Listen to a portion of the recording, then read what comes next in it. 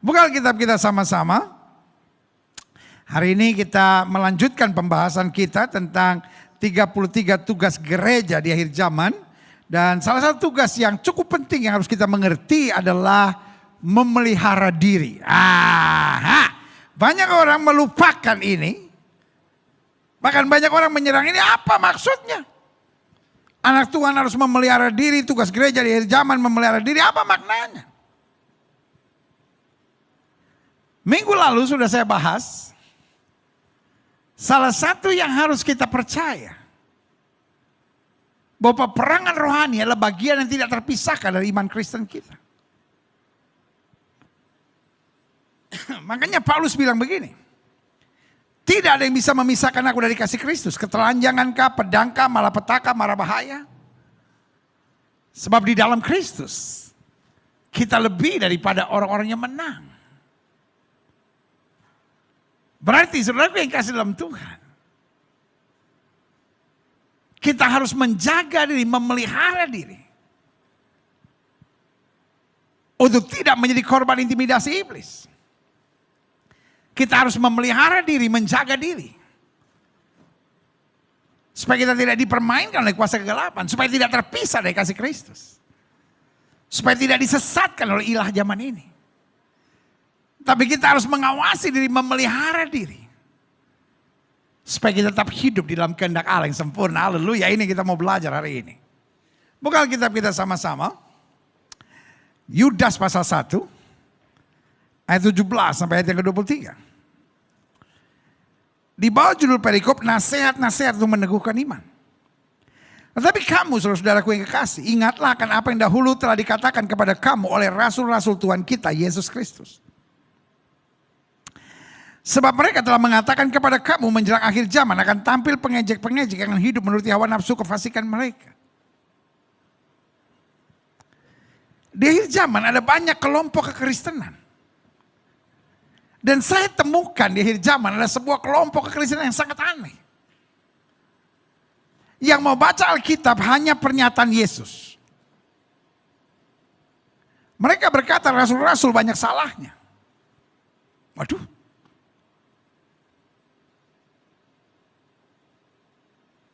Sebagian pernyataan Rasul Paulus nggak betul.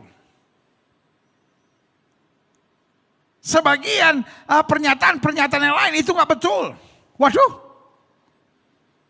Tapi sekali lagi saya menghormati setiap orang, boleh saya punya pandangannya. Tapi saya tetap percaya Alkitab cover to cover is the word of God. Tak terbantahkan. Kenapa saya yakin? Kalau berbeda dengan pandangan dengan saya, bukan berarti rasul-rasul salah. Saya yang belum mengerti maknanya.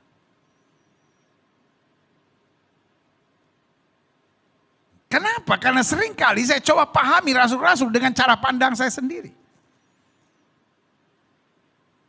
Jelas sampai di sini? Betul pernyataan Yesus tidak akan salah. Saya setuju. Tapi saya juga percaya pernyataan Alkitab tidak akan pernah salah. Karena nubuatan-nubuatan yang tergenapi.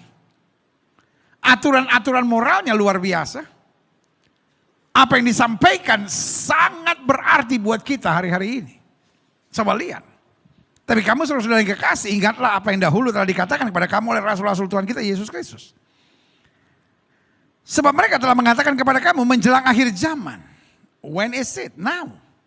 Akan tampil pengejek-pengejek, akan tampil pembuli-pembuli yang akan hidup menuruti hawa nafsu kefasikan mereka. Pertanyaan saya, itu terbukti nggak? Iya kan? Sesama hamba Tuhan hari-hari ini saling mengejek. Sesama gereja Tuhan beda denominasi saling mengejek. Saling membuli. Apalagi yang beda agama. Jadi keributan yang terbesar hari-hari ini seringkali atas nama agama. Mau bela agama lah. Mau bela denominasi lah. Mau bela doktrin lah. Inilah kelicikan iblis. Dia membuat kita melakukan yang salah. Dengan alasan-alasan yang benar, itu sebabnya. Kita harus memelihara diri kita. untuk tidak tertipu. Coba lihat. Perpecahan gereja alasannya nggak ada yang untuk kesombongan, nggak ada yang karena tersinggung, nggak ada. Semua alasan perpecahan gereja adalah untuk menyatakan kebenaran. Coba saudara lihat YouTube hari-hari ini. Pendeta satu menyerang pendeta lain, denominasi satu menyerang denominasi lain, dan kadang-kala sudah masuk pada pengakuan imannya. Contohnya, kami aliran-aliran Pantekosta dan aliran-aliran karismatik. Di pengakuan iman kami ada tentang bahasa roh. Di pengakuan iman kami ada tentang perpuluhan misalnya. Di pengakuan iman kami ada tentang karunia-karunia Roh Kudus. Ada tentang pengangkatan gereja Tuhan. Muncullah orang-orang yang menyebut dirinya reform, yang menyebut dirinya aliran Protestan, menyebut dirinya aliran apalah, Calvinis dan apapun lah namanya. Lalu mulai menyerang, apa itu bahasa roh, apa itu karunia-karunia Roh Kudus, apa itu perpuluhan, apa itu ini, apa ini. Hello, engkau bapak gereja kami kah? Kalau saudara mau koreksi, koreksi saja ajaran saudara sendiri. Koreksi saja denominasi saudara sendiri. Denominasi saudara juga banyak yang gak betul.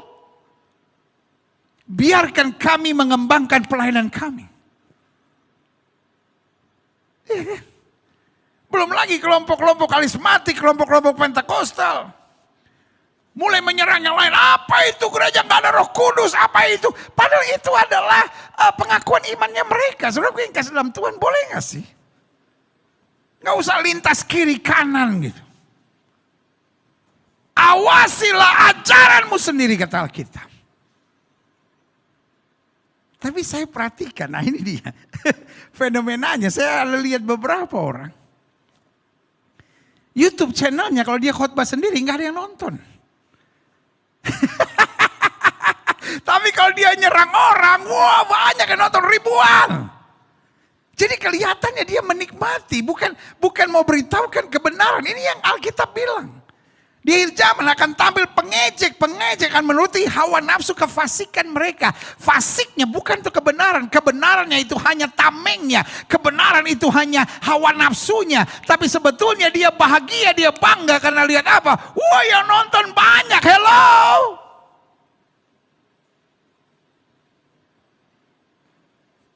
Sungguh memuakkan. Sorry kalau saya ngomong kebenaran. Karena saya jadi hamba Tuhan bukan untuk disukai orang. Saya hamba Tuhan, kontrak mati saya yaitu panggilan Tuhan dalam hidup saya. Kalau karena ini saudara akan marah sama saya, silahkan marah. Tapi saya dengan tegas akan menyatakan. Tindakan seperti itu memuakkan. Khotbahkanlah Injil, khotbahkanlah Kristus. Nggak usah nyerang orang. Ada orang yang bangga banget dia pikir kenabian, berani nyebut nama orang. Itu bukan berani, itu tanda saudara norak, saudara. Itu tanda saudara tidak beretika. Engkau sebut nama orang bukan untuk kebenaran, kau sebut nama orang hanya untuk menaikkan followersmu dan hanya karena engkau tidak ada yang tonton kalau kau khotbah sendiri.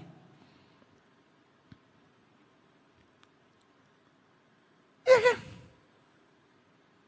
Kalau memang saudara nggak suka sama orangnya, ngomong aja langsung.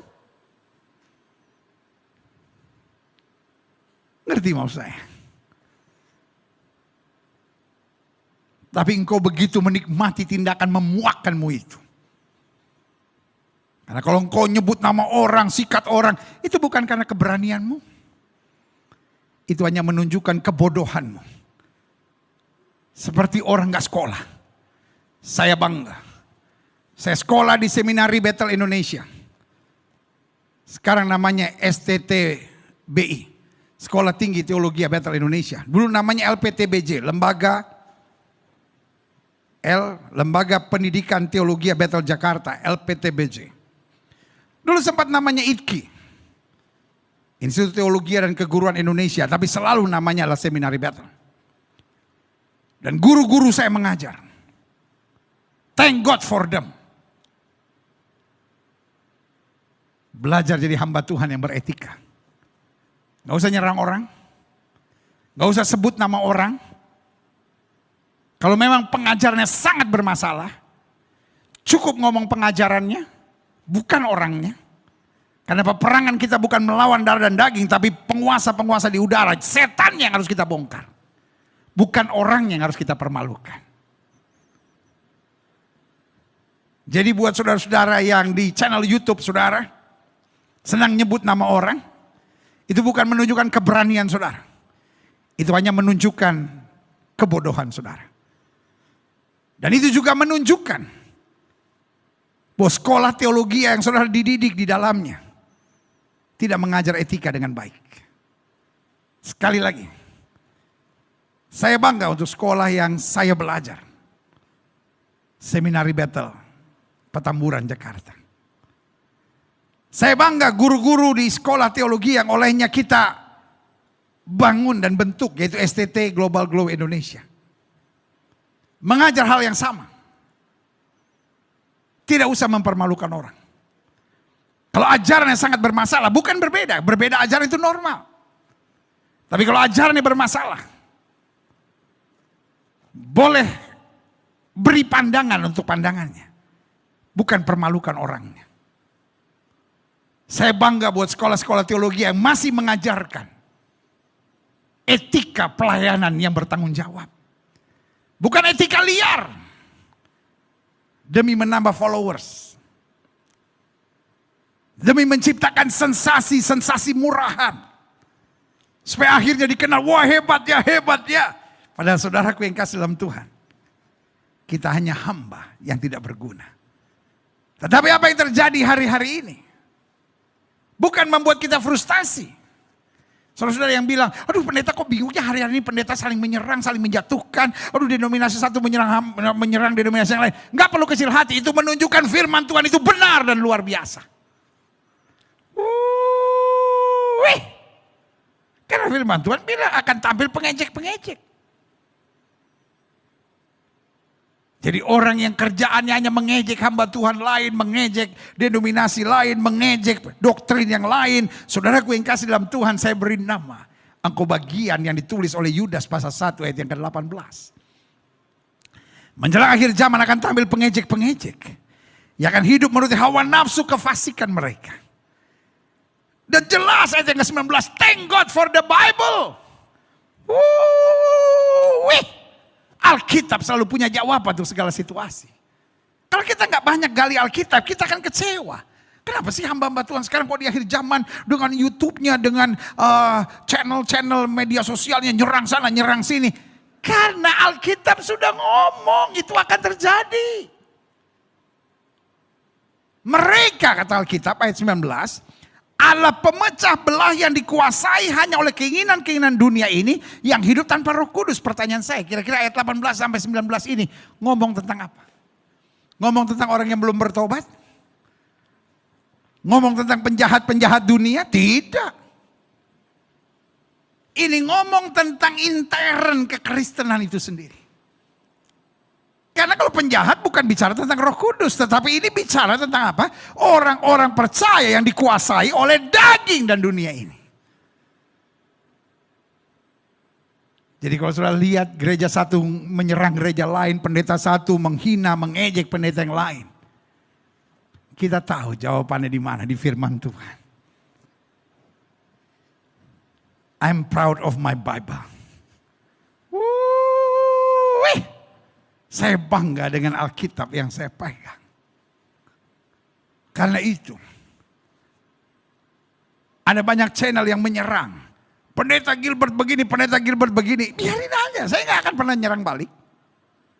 Saya nggak akan pernah sebut nama orang, buat apa? Saya hanya mau sebut satu nama dari segala nama. Yesus Kristus Tuhan, haleluya. Nama itu yang mendatangkan kemenangan. Nama itu yang mematahkan kuasa setan dan penyakit. Nama itu yang membawa kita pada kemuliaan dan keselamatan yang kekal, haleluya. Karena ayat ini bilang mereka adalah pemecah belah yang dikuasai hanya oleh keinginan-keinginan dunia ini dan yang hidup tanpa Roh Kudus. Ya dari sini jelas bahwa pengejek-pengejek ini bukan dari luar, tetapi dari dalam sendiri. Kita lihat selanjutnya. Akan tetapi kamu, saudara-saudara yang kekasih, di saat seperti itu jangan balas. Di saat seperti itu jangan emosi, jangan sakit hati, jangan kecewa, jangan lemah iman. Karena itu kehendak iblis. Iblis memang pakai mereka tujuannya untuk menggoncangkan tubuh Kristus supaya tubuh Kristus akhirnya tercerai-berai. Tetapi kamu yang dipenuhi Roh Kudus, yang ngerti kebenaran, yang bergaul dengan firman Tuhan. Saudara-saudaraku yang kasih, bangunlah dirimu sendiri di atas imanmu yang paling suci dan berdoalah dalam Roh Kudus. Ada orang-orang yang akan menyerang bahasa roh, ada orang-orang yang akan menyerang lahir baru, ada orang-orang yang menyerang karunia-karunia roh, tetapi tugas kita bukan pusing sama itu, tugas kita bukan membela diri, tugas kita bukan membuat program lain untuk menyerang mereka, dan akhirnya menjadi sama dengan mereka, tapi bangunlah dirimu sendiri di atas dasar imanmu yang paling suci, dan berdoalah dalam Roh Kudus. Ayat 21 ditekankan lagi, pelihara dirimu demikian dalam kasih Allah. Sambil menantikan rahmat Tuhan kita Yesus Kristus untuk hidup yang kekal. Jadi tugas kita bukan menanggapi mereka. Tugas kita bukan fokus pada itu. Tugas kita bukan sakit hati dengan penghinaan-penghinaan, ejekan-ejekan, bulian-bulian. Tapi tugas kita mengizinkan kuasa Roh Kudus makin mengambil alih hidup kita. Karena kita tahu kebenaran firman di akhir zaman makin nyata.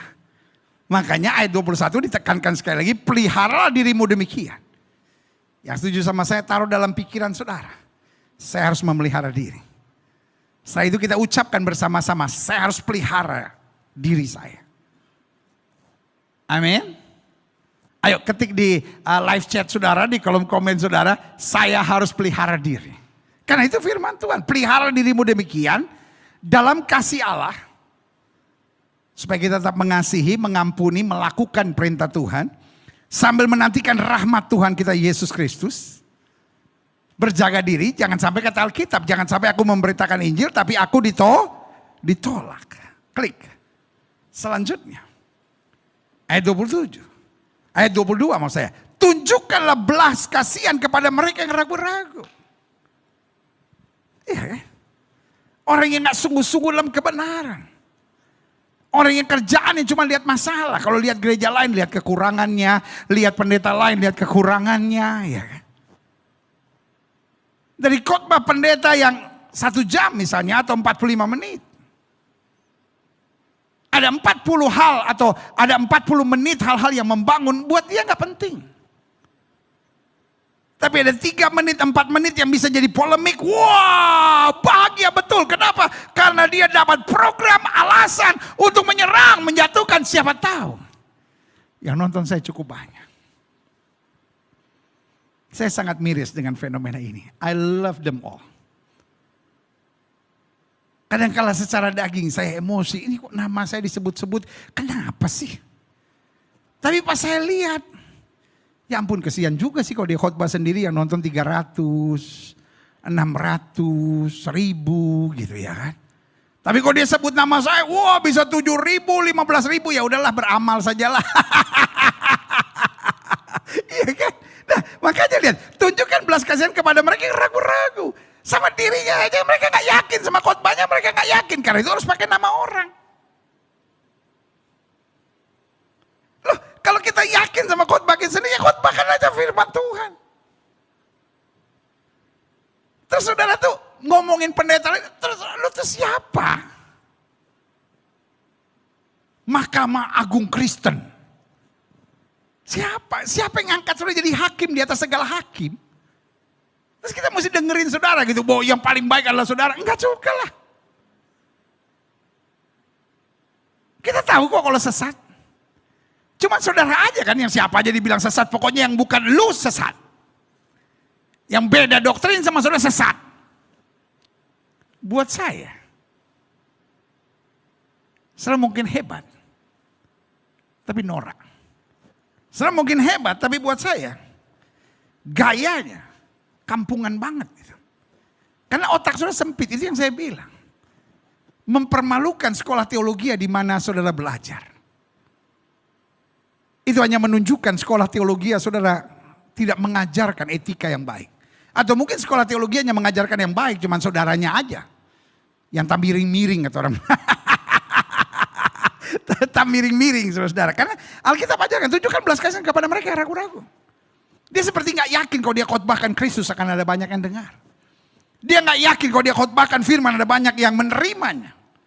Dia lebih yakin kalau dia nyerang orang, dia menjatuhkan gereja lain, hamba Tuhan lain, doktrin lain yang berbeda sama dia. Oh, di situ baru dia dikagumi. Sensasi murahan. Sekali lagi saya bilang, sangat memuakkan. Karena pesan firman Tuhan buat kita, selamatkan mereka dengan jalan merampas mereka dari api. Artinya tugas kita memenangkan jiwa. Ada begitu banyak yang sedang berjalan menuju neraka, sementara gereja sedang sibuk membanding-bandingkan doktrin mana yang paling baik, aliran mana yang paling bagus, gereja mana yang paling benar, hamba Tuhan siapa yang paling terkenal, hamba Tuhan siapa yang paling berkenan kepada Tuhan. Kita nggak punya waktu untuk berdebat.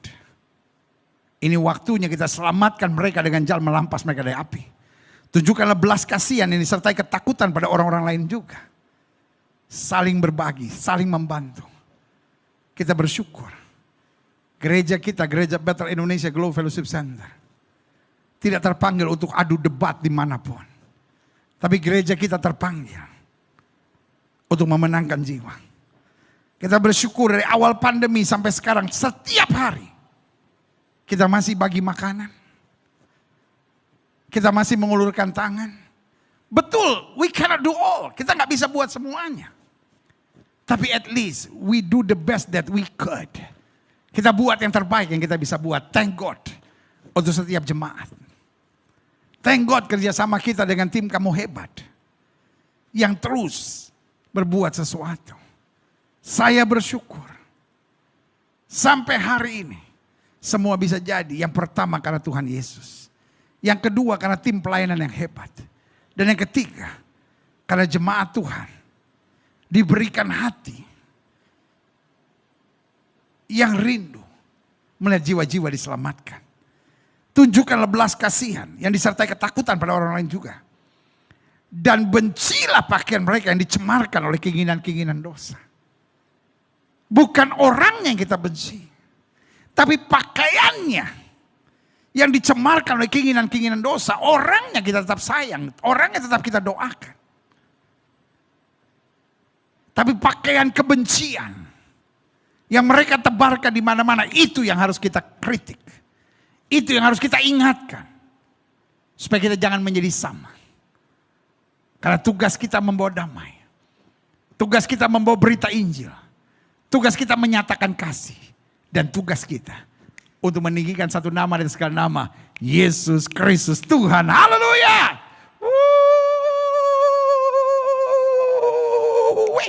Amin. Kita lihat selanjutnya. Klik. 2 Korintus 7 ayat 1.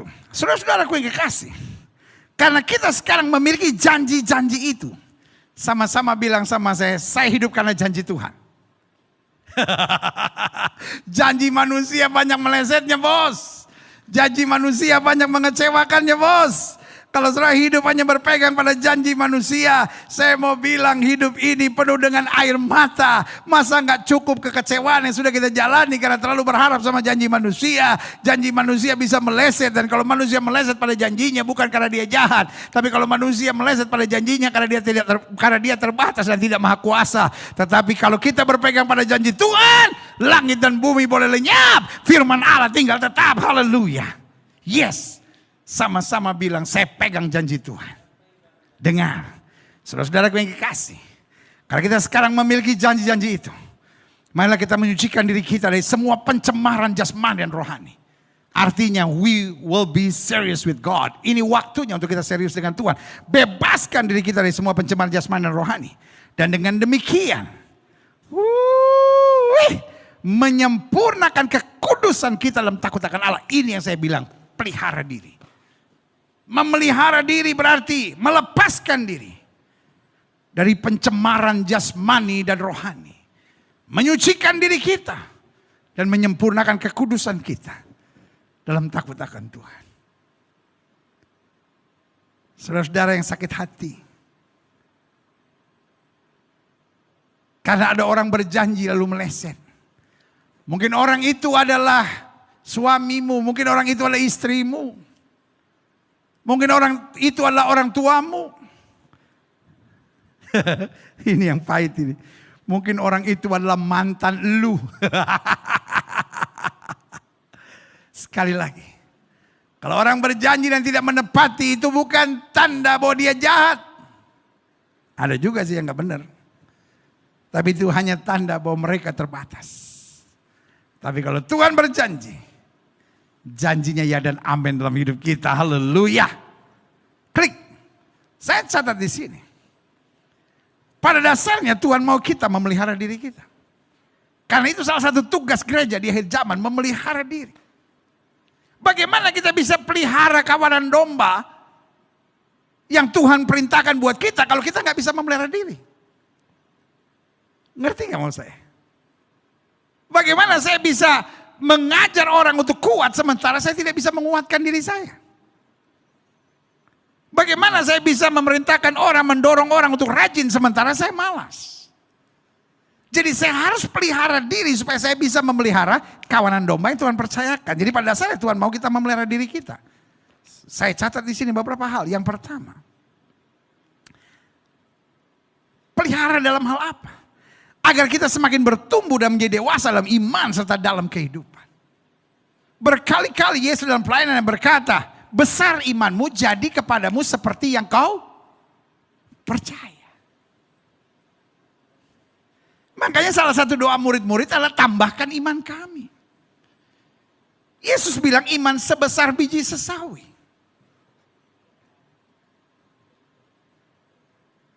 Biji sesawi adalah biji yang sangat kecil. Tapi ketika dia ditanam, dia bertumbuh. Alkitab ajarkan kita iman timbul dari apa? Pendengaran firman Tuhan. Tapi bertumbuhnya lewat apa? Lewat penganiayaan, lewat tekanan, lewat latihan iman. Karena iman tanpa perbuatan pada hakikatnya mati, kata Alkitab. Jadi Tuhan mau kita memelihara diri kita. Apa yang kita pelihara? Kita pelihara hubungan kita dengan Tuhan. Kita pelihara waktu-waktu kita untuk bergaul dengan firman Tuhan. Kita pelihara supaya hati dan pikiran kita selalu bersih. Agar kita bertumbuh menjadi dewasa dalam iman serta dalam kehidupan. Sorry untuk bilang ini. Ada banyak orang gak maju-maju karena sifatnya kekanak-kanakan. Bu, suamimu ganteng bu. Suamimu anak orang kaya bu. Tapi sifatnya kekanak-kanakan bu. Pertanyaan saya, makan hati gak bu? Mungkin ibu menatap saya, aduh pendeta bukan cuma makan hati, jantung, paru-paru, mah, liver, ginjal semuanya. Ini kalau di ronsen kosong. Pak, istrimu cantik pak, pintar masak pak.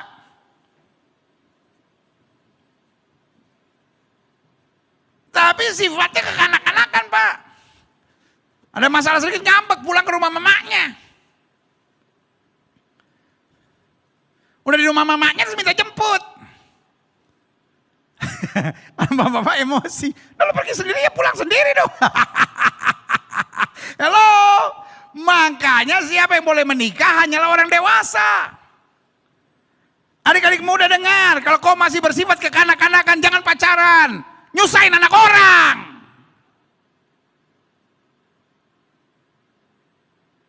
Karena pacaran adalah masa persiapan untuk menuju pernikahan. Yang masih bersifat kekanak-kanakan, jangan pacaran dulu. Mungkin saudara menatap saya dan berkata, usia berapa pendeta seorang dewasa? Bukan soal umurnya, soal kelakuan. Gilbert marah, bukan marah, sayang sama saudara. Karena kalau saudara masih bersifat kekanak-kanakan lalu pacaran, saudara menyiksa anak orang. Apalagi masih kekanak-kanakan lalu menikah lagi, rusak hidup saudara. Dan merusakkan hidup orang lain. Karena syarat utama adalah menjadi dewasa. Dan Tuhan mau kita memelihara diri kita. Agar semakin bertumbuh dan menjadi dewasa dalam iman serta dalam kehidupan. Dewasa itu berarti masih bisa tersenyum di tengah masalah. Dewasa itu berarti tidak membalas yang jahat dengan yang jahat. Dewasa itu berarti bukan hanya pikirin diri sendiri. Tapi bagaimana hidup saya berarti dan jadi berkat buat orang lain. Haleluya. Yang kedua. Pada dasarnya Tuhan mau memelihara diri kita.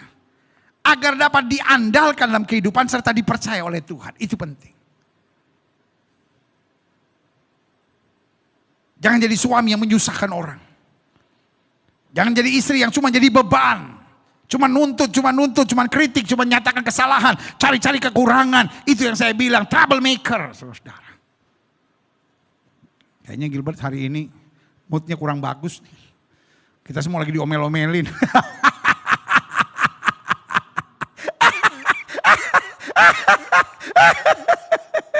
Bukan saya omelin. Saya mau lihat sudah maju, saya mau lihat sudah diberkati, saya mau lihat sudah mengalami kemuliaan Tuhan yang luar biasa. I am your pastor. Masa pandemi ini berat buat saya sebagai gembala. Kan kalau bukan masa pandemi kan kita ada cell group lah, ada ibadah 3 minggu lah, ada pelayanan doa lah, ada Bible class lah. Kan masih banyak hal yang kita bisa belajar. Tapi kan sekarang kumpul aja gak boleh. Jadi karena itu saya mesti pastikan ibadah minggu di mana saya melayani, saya harus pastikan beri makan yang tepat buat jemaat yang olehnya Tuhan percayakan saya gembalakan. Karena ini bukan urusan saya sama saudara. Ini urusan saya sama Sang Gembala Agung. Ketika Tuhan panggil saya, Gilbert, siap Tuhan. Ngajar apa? Ya bikin mereka senang aja Tuhan supaya yang nonton saya banyak. Dilempar gua di api. Gak apa-apa yang nonton saya sedikit. Gak apa-apa yang ikut ibadah dalam lawatan Allah bersama Gereja Petra Indonesia Global Fellowship Center sedikit. Gak apa-apa. Tapi yang penting adalah orang-orang yang mau dengar firman Tuhan, mau dengar kebenaran. Artinya kalau ada yang lucu tertawa silahkan. Tapi kalau ada yang keras dan menyakitkan, jangan pindah channel. Itu namanya dewasa.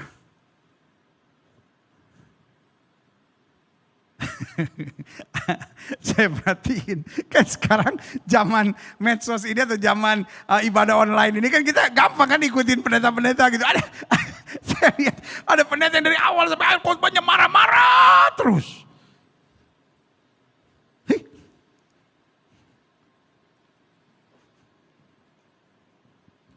Kita dengar khotbah dia, kita yang naik darahnya saudara-saudara. Saking stresnya kita lihat dia stres.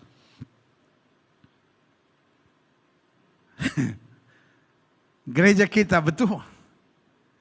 Ada yang menghina saya, menyerang saya dan berkata, Gilbert khotbah cuma lucu-lucu, biarin. Buat saya adalah saya. Ada kalanya saya khotbah sesuatu yang lucu karena memang life is so fun for me. Tapi life is also tough and serious for me. Justru saya tertawa. Karena memang hidup ini sangat serius. Justru saya bersuka cita karena memang life is tough. Justru ibadah-ibadah kita adalah ibadah yang penuh dengan sukacita. Kenapa? Karena kita tahu hidup ini keras. Dan karena keras kita harus menghadapinya dengan iman dan sukacita kepada Tuhan. Tapi hari ini perlu saya tekankan. Tuhan mau kita memelihara diri kita agar kita dapat diandalkan. Jangan nyusahin orang. Jangan jadi beban. Jangan hidup cuma cari kekurangan, kritik orang, jatuhin orang. Tapi hidup ini harus memberi semangat, memberi kekuatan. Sehingga hidupmu dapat diandalkan. Tapi pada saat yang bersamaan bukan hanya diandalkan, tapi bisa dipercaya oleh Tuhan. Karena Alkitab bilang kalau kita setia dalam perkara kecil, kita akan dipercaya Tuhan, diberkati Tuhan dalam perkara yang lebih besar. Agar Tuhan percayakan kepada kita karunia-karunia. Tuhan percayakan kepada kita berkat, kelimpahan, kesuksesan. Tetapi kita tidak menjadi sombong. Kita nggak pakai untuk kebanggaan diri kita, tapi kita kembali pakai untuk perluasan kerajaan Allah untuk memenangkan jiwa bagi kerajaan Tuhan. Itu namanya bisa dipercaya. Ada orang-orang sukses sedikit, selingkuh. Ada orang-orang sukses sedikit, belagu, kepala batu, sombong. Ada orang-orang punya pangkat, kedudukan, lupa Tuhan, lupa bersyukur, lupa keluarga. Tapi biarlah hari ini kita menjadi orang yang dapat diandalkan. Dimanapun kita ada kita bawa damai. Dimanapun kita ada kita melayani. Dimanapun kita ada kita memuliakan Kristus. Tapi pada saat yang bersamaan bisa dipercaya Tuhan. Untuk menjadi alat keselamatan bagi banyak orang. Yang ketiga, Tuhan mau kita memelihara diri kita. Agar kita selalu dapat menjadi saksi Tuhan. dan mencerminkan kemuliaannya. Wih, Alkitab bilang kamu adalah surat Kristus yang terbuka yang dapat dibaca oleh semua orang. Sama-sama bilang saya surat Kristus. Ayo, come on. Ayo, sama-sama bilang saya surat Kristus. Ayo, sama-sama bilang saya surat Kristus. Ketik di live chat saudara, saya surat Kristus. Supaya saudara remember. Kalau saudara udah deklarasikan gitu, saudara akan terus ingat. Kan saya surat Kristus, saya gak boleh bikin malu nama Yesus.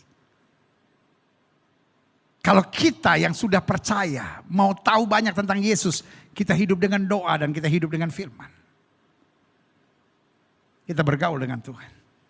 Tapi orang dunia yang belum percaya, belum mengenal Kristus, kalau dia mau tahu banyak tentang Kristus, dia harus lihat hidup kita. Amin. Itulah artinya surat Kristus. Kita selalu dapat menjadi saksi Tuhan. Dan mencerminkan kemuliaannya. Pertanyaannya, orang kalau lihat saudara, lihat Yesus? Atau orang kalau lihat saudara, lihat kebencian? Orang kalau lihat saudara, lihat kasih? Apa orang kalau lihat saudara, lihat amukan emosi yang terus menerus? Orang kalau melihat saudara, melihat Kristus? Atau melihat kesombongan dan keangkuhan? Biarlah kita memancarkan kemuliaan Tuhan. Selanjutnya pada saat Tuhan mau kita memelihara diri kita. Agar kita tidak hidup dalam kemunafikan. Apa itu munafik? Dalam dan luarnya beda. Luarnya beribadah, haleluya, shalom. Tapi dalamnya penuh dengan kebencian, penuh dengan kepahitan, penuh dengan persaingan, penuh dengan hawa nafsu daging. Berkali-kali Yesus bilang apa? Celakalah hai kamu yang munafik. Dan saudaraku yang kasih dalam Tuhan. Kalau saya baca dan pelajari Alkitab. Munafik bukan hanya milik dari orang yang tidak percaya. Tapi justru munafik yang paling banyak di antara orang yang sudah percaya. Yesus tidak pernah bilang sama wanita yang tetangga berbuat zina, kamu munafik. Yesus tidak pernah bilang sama pemungut cukai, kamu munafik. Tapi Yesus berkali-kali bilang ini sama siapa? Sama ahli-ahli Taurat. Orang-orang Farisi. Celakalah kamu yang munafik. Kamu seperti kuburan. Luar kamu terlabur putih bersih. Dalam kamu penuh dengan tulang belulang yang busuk. I love you all. Saya mengerti. Sebagian besar saudara bukan baru hari ini pertama kali menerima firman Tuhan. Saya mengerti saudara-saudara adalah orang-orang yang sudah banyak bergaul dengan firman Tuhan. Bisa disebut sebagai orang yang sudah bertobat. Untuk itu kalimat saya buat saudara sederhana, jangan munafik. Munafik artinya dalam dan luarnya beda. Tulus artinya yang dari dalam terpancar keluar. Tapi munafik artinya yang di luar dibagus-bagusin untuk menutupi kebusukan dan kebobrokan yang ada di dalam. Munafik juga berarti mencari pembenaran-pembenaran ayat. Untuk kesalahan-kesalahan yang kita buat. Munafik artinya saya menjatuhkan orang supaya saya kelihatan lebih baik. Ini yang saya selalu bilang. Ada orang-orang yang berdoa, Tuhan, saya ingin berat badan saya turun. Dan kalau saya belum bisa kurus, bikin teman-teman saya semua lebih gemuk supaya saya tetap kelihatan lebih kurus. Aneh-aneh saudara. Ini bahayanya. Orang-orang munafik senang menjatuhkan orang lain. Supaya kelihatan dia yang paling benar. Orang-orang munafik sama seperti ahli Taurat, orang Farisi senang mencomot-comot Alkitab di luar konteks. Untuk membenarkan kelakuan mereka yang busuk dan tidak bertanggung jawab. Tuhan mau kita memelihara diri kita. Satu, agar semakin bertumbuh dan menjadi dewasa dalam iman serta dalam kehidupan. Yang kedua, agar dapat diandalkan dalam kehidupan serta dipercaya Tuhan. Karena kalau kita setia dalam perkara kecil, Tuhan berkati kita dalam perkara yang lebih besar. Yang ketiga, agar kita selalu dapat menjadi saksi Tuhan dan mencerminkan kemuliaannya. Alkitab berkata supaya kamu dapat menjadi bintang yang terang di tengah angkatan yang bengkok dan sesat hatinya. Dan yang keempat, agar kita tidak hidup dalam kemunafikan. Life is tough. Tapi selama kita tulus, Selama kita setia, selama kita mengandalkan Tuhan. Sama-sama bilang sama saya, tulus. Ayo sama-sama bilang sama saya, tulus, setia, dan mengandalkan Tuhan. Amin. Supaya kita interaktif, ketik di kolom live chat saudara. Tulus, setia, dan mengandalkan Tuhan. Ayo, semua. Kita deklarasikan, tulus, setia, dan mengandalkan Tuhan. Amin. Saya, Tuhan lihat, ya, saya lihat ya. Tulus, setia, dan mengandalkan Tuhan. Ayo, jangan malas. ayo, tulus, setia, dan mengandalkan Tuhan. Yes, haleluya. Selanjutnya, mengapa kita perlu menjaga diri? Karena di akhir zaman ini, jelas kata Alkitab akan ada pengejek dan pembuli. Nah, kita perlu berjaga supaya jangan sama kayak mereka. Kita perlu jaga diri supaya apa? Supaya kita tidak kepahitan dan sakit hati.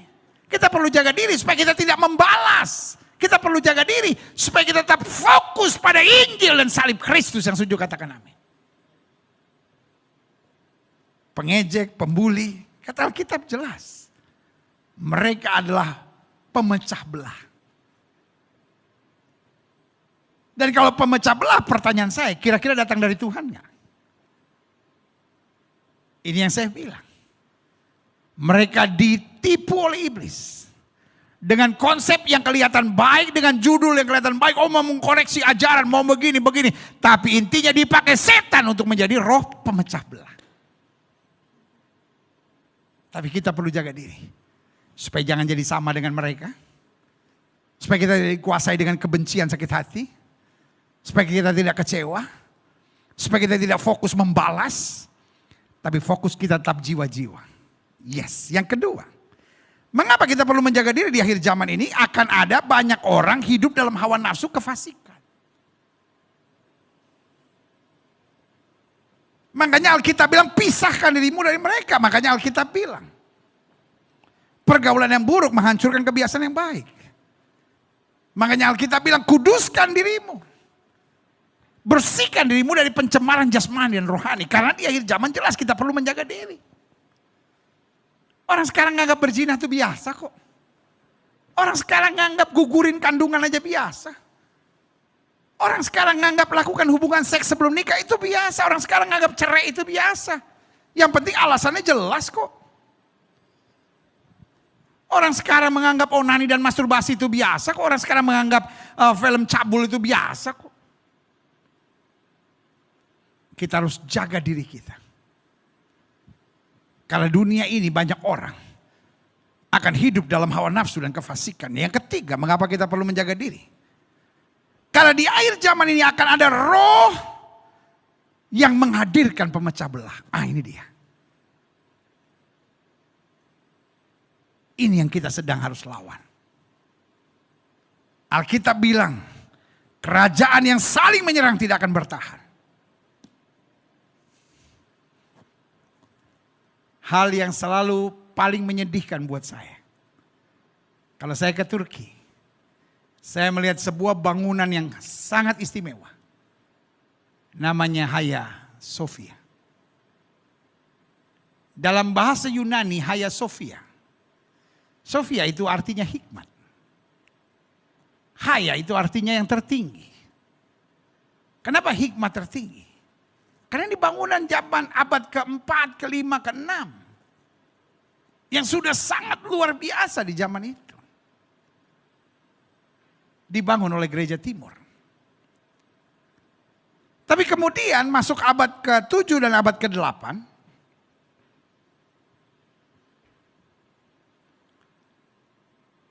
Hagia Sophia. Di satu sisi menjadi perebutan antara gereja timur ortodoks dengan gereja barat yang berpusat di Roma. Karena waktu itu namanya masih Konstantinopel. Jadi seringkali terjadi keributan. Dan sementara agama baru yang masuk abad ke-7 sedang masuk. Dan apa yang terjadi? Karena keributan gereja yang terus menerus. Patriark dari Roma ribut sama patriark-patriark dari timur. Kekerasan, pembunuhan, saling menyerang terjadi. Sampai akhirnya jemaat bersepakat. Kita usir saja ini patriark-patriark. Kita pindah agama dan terima agama baru di abad ke-7 ini. Dan itu sebabnya hari ini Hagia Sophia yang dibangun di dalam nama Bapa, Anak, dan Roh Kudus, yang tadinya adalah gereja terbesar di dunia, tapi hari ini turn to be a mosque, menjadi masjid. Dari sini kita bisa melihat iblis bekerja dengan roh pemecah,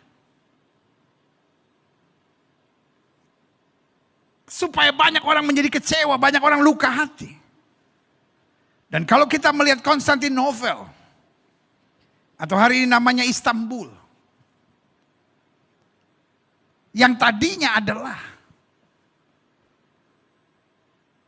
salah satu negara Injil pertama, sekarang ditinggalkan. Kalau saya nggak salah, tinggal 3% yang percaya Kristus. Itulah kebanggaan iblis dalam mengadakan perpecahan. Gereja dibuat ribut supaya banyak orang kepahitan. Kita perlu menjaga diri supaya kita jangan tertipu dengan atas nama yang kelihatannya mengkoreksi ajaran, atas nama memberitakan kebenaran, tapi sebetulnya dikuasai setan yang bernama roh pemecah. Bedakan antara sesat dengan berbeda. Jangan kau bodoh. Jangan semua perbedaan kau anggap kesesatan. Itu hanya hawa nafsu daging dari setan yang menguasai hidupmu. Sehingga engkau dapat dipakai sebagai dewa perpecahan untuk menghancurkan tubuh Kristus. Doa Yesus berkata, jadikan mereka satu supaya dunia percaya. Ada orang datang kepada Yesus yang bukan dari kita, mengusir setan. Yang bukan dari kita, membaptiskan orang. Yesus berkata, yang tidak melawan kita adalah dari kita. Wow. Mengajar kepada kita. Dalam perbedaan, mari kita bergandengan tangan untuk satu tujuan, memuliakan Kristus. Haleluya. Selanjutnya, mengapa kita perlu menjaga diri? Yang pertama, karena di akhir zaman ini akan ada pengejek dan pembuli. Yang kedua, akan banyak orang hidup dalam hawa nafsu dan kefasikan. Yang ketiga, karena ada roh yang akan menghadirkan pemecah belah, dan roh itu adalah roh setan namanya. Dan yang keempat, kalau di akhir zaman ini akan ada orang-orang dikendalikan oleh keinginan-keinginan duniawi dan tidak pada Roh Kudus. Dia boleh beragama, dia boleh nyebut nama Tuhan. Tapi yang dia pikirkan hanya hal-hal duniawi. Makanya Alkitab bilang, kalau kita membiarkan diri dipimpin oleh Roh Kudus, kita adalah anak-anak Allah. Jadi tidak semua orang Kristen otomatis adalah anak Allah. Ada banyak orang Kristen yang dipimpin oleh hawa nafsu daging, oleh hawa nafsu kesenangan, gaya hedonis hidup ini aja. Jadi hanya using God, using the ministry. Hanya pakai nama Tuhan, hanya pakai pelayanan hanya untuk dirinya sendiri. Dan bukan pada tuntunan Roh Kudus. Karena itu kita harus menjaga diri. Hidup kita bukan ditentukan oleh apa yang orang katakan tentang kita. Tapi hidup kita ditentukan oleh ketaatan kita. Untuk tidak miring ke kiri maupun miring ke kanan. Tapi berjalan terus dalam kehendak Tuhan yang sempurna. Haleluya. Selanjutnya yang terakhir. Saya pelajari. Ada 4 cara penting buat kita untuk memelihara diri. Yang pertama kata Alkitab. Bangunlah dirimu sendiri di atas dasar imanmu yang paling suci dan berdoa dalam Roh Kudus. Saudara yang kasih dalam Tuhan. Alkitab berkata roh yang akan membantu kita dalam kelemahan. Paulus bilang kalau aku berdoa dengan akal budiku, maka akal budiku akan berdoa. Tapi kalau aku berdoa dengan rohku, maka aku akan berdoa dengan rohku. Makanya Paulus bicara. Aku berdoa dengan bahasa roh. Bahasa roh bukan sesuatu yang sesat. Tapi memang ada orang yang belum dibaptis Roh Kudus, tapi ngelihat orang lain udah berbahasa roh, ya dia ikut-ikutan. La la la la la la la la la. Alamo alamo alamo Ambon lapar makan orang. Iya kan? Jangan sampai kayak itu opung-opung satu itu. Ada orang Amerika khotbah. Semua harus bahasa roh, semua harus bahasa roh. Opung bingung. Akhirnya ditumpangin tangan. Mau ditumpangin tangan agak didorong-dorong sedikit. Opung dengan bahasa Bataknya langsung bilang ini. Unang sungoni tua, unang sungoni tua, unang sungoni tua. Artinya jangan begitu dong, jangan begitu dong. Ini orang Amerika gak ngerti bahasa Indonesia, apalagi gak ngerti bahasa Batak. Langsung dia dengar unang sungoni tua, langsung dia bilang, you got it, you got it, you got it. Kamu dapat, kamu dapat. Saudara, gue kasih dalam Tuhan. Apakah ada yang bahasa rohnya ikut-ikutan? Ya pasti ada. Tetapi yang pasti, apakah engkau dapat karunia berbahasa roh atau tidak? Yang paling penting adalah berdoa dengan roh, saudara. Karena Alkitab berkata, di akhir zaman penyembah yang benar adalah penyembah dalam roh dan kebenaran. Saya tidak mau masuk dalam perdebatan ini. Gereja kami, gereja aliran-aliran karismatik dan Pantekosta percaya bahasa roh.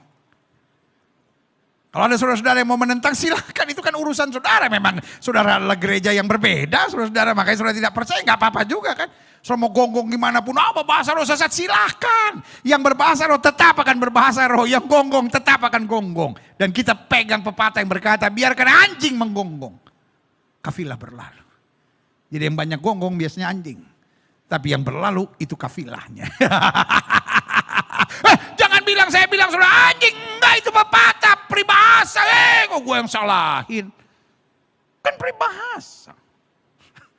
Kok peribahasa? Saya cuma bahas peribahasa, lo yang marah. Tapi kan memang peribahasa bilang begitu, anjing menggonggong. Jadi yang suka menggonggong anjing. Yang berjalan terus kafilah. Kalau sesama anjing, saya kan punya anjing. Kalau saya bawa anjing, ya kan? Rumah lain ada anjing, pasti ikut gonggong. Pasti ikut gonggong. Ribut dia. Kalau anjingnya kecil ya. Kalau anjingnya gede. Iya kan? Wih, pendeta kok bisa, ada banyak di dalam. Manado kota kita. Iya kan, waduh, ini penyayang-penyayang anjing bisa marah sama saya nih, jangan marah lah, ya kan. Kan saya nggak bilang apa-apa, saya cuma bilang Manado kota kita, ya kan. Tapi ini yang saya mau bilang, sesama anjing gonggong, tapi kafilah berjalan terus. Jelas ya. Kita aliran Pantekosta, kita aliran karismatik, mau dihina bagaimanapun, kita tetap akan berbahasa roh. Kita tetap akan menyembah Tuhan. Kita tetap akan berdoa dalam Roh Kudus. Kenapa Alkitab ngomong begitu? Iya kan? Coba tunjukin saya ayatnya. Kalau ada orang berbahasa roh, serang, sikat, jatuhin, suruh stop. Memang Alkitab ngomong, kalau ada yang berbahasa roh maksudnya untuk memberi pesan, tidak ada yang menerjemahkan. Lebih baik dia diam. Tapi ini bukan bahasa roh itu yang kita sedang ngomong. Iya kan? Jadi gak perlu kita berdebat soal ini. Tapi Alkitab bilang, bangunlah dirimu sendiri atas dasar imanmu yang paling suci. Dan berdoalah dalam Roh Kudus. Jelas ya? Begitulah kita memelihara diri. Mendekat kepada Tuhan. Masuk dalam persekutuan dengan Roh Kudus.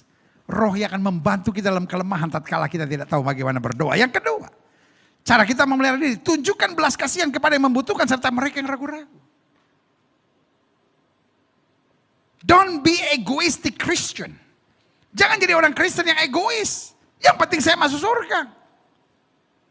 Tapi tunjukkan belas kasihan, itu kata Alkitab. Maka Yesus bilang, ketika aku tak berpakaian, engkau tidak memberi aku pakaian. Ketika aku lapar, kamu tidak memberi aku makan. Tuhan mau kita menunjukkan belas kasihan. Thank God. Gereja ini bersama tim Kamu Hebat boleh jadi berkat. Untuk menunjukkan belas kasihan. Kita tanggal 17 kemarin baru saja meluncurkan food truck kita. Mobil yang saya beri nama mobil kasih dan kepedulian. Kamu hebat, Indonesia hebat, engkau berharga. Kenapa kamu hebat? Karena saya melihat Indonesia paling suka menghina orang. Kamu bodoh, oh kamu miskin, kamu jelek, kamu gendut, kamu kurus banget sih. Orang Indonesia itu kata-katanya banyak yang gak membangun. Kenapa engkau berharga? Sama. Yesus Alkitab bilang apa? Kamu berharga dan mulia di hadapanku. Wah, luar biasa.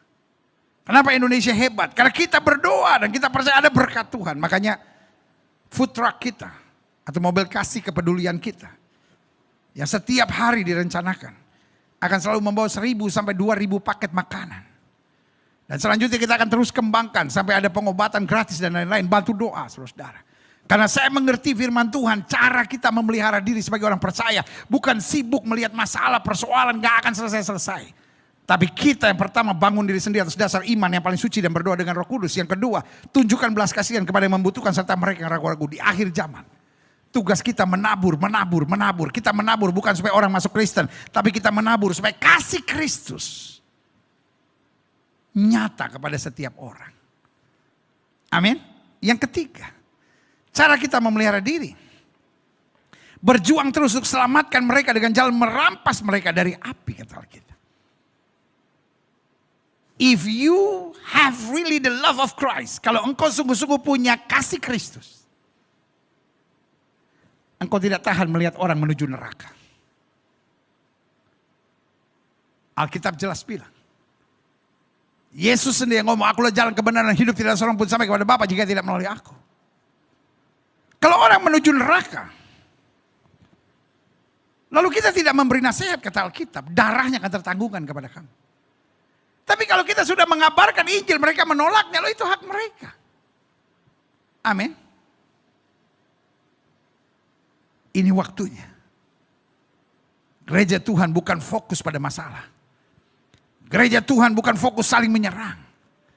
Tapi gereja Tuhan fokus mengabarkan Injil, menyelamatkan jiwa, menyatakan kasih, dan berbuat yang terbaik untuk keselamatan jiwa-jiwa. Folks, kita gak punya banyak waktu.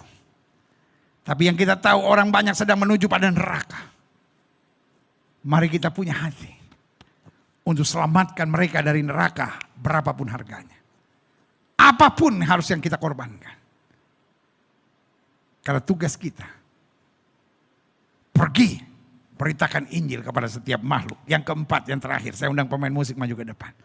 Cara kita memelihara diri. Jadi ingat ya, bangun dirimu sendiri atas dasar imanmu yang paling suci dan berdoa dengan Roh Kudus. Yang kedua, tunjukkan belas kasihan kepada yang membutuhkan serta mereka yang ragu-ragu. Bukan menghina, bukan menjatuhkan, bukan menghakimi, bukan menyerang dan mempermalukan, tapi justru tunjukkan belas kasihan. Yang ketiga, berjuanglah terus untuk selamatkan mereka dengan jalan merampas mereka dari api. Dan yang keempat, kata Alkitab, benci pakaian mereka yang dicemarkan oleh keinginan-keinginan dosa. Artinya apa? Jangan kompromi. Hidup Kristen harus tegas. Sama-sama bilang sama saya harus tegas. Persoalannya ada banyak anak muda kompromi. Banyak pelayan-pelayan Tuhan kompromi. Sambil berkata, ya kan kita masih di dunia. Wajarlah kalau saya khawatir. Saya kan masih di dunia. Wajarlah kalau saya jatuh bangun. No. Roh di dalam kita lebih besar dari roh yang dalam dunia ini. Wajarlah kalau kita tetap tegak. Wajarlah kalau kita berkata tidak pada dosa. Wajarlah kalau kita tetap hidup dalam kesucian. Karena roh yang membangkitkan Kristus dari antara orang mati ada di dalam kita. Tugas gereja di akhir zaman memelihara dirinya agar tak berkenan kepada Kristus. Agar dipersiapkan menjadi mempelai Kristus yang tak bercelah. Dan agar jadi berkat untuk menyatakan kemuliaan Tuhan. Yesus, ku bangga padamu. Haleluya.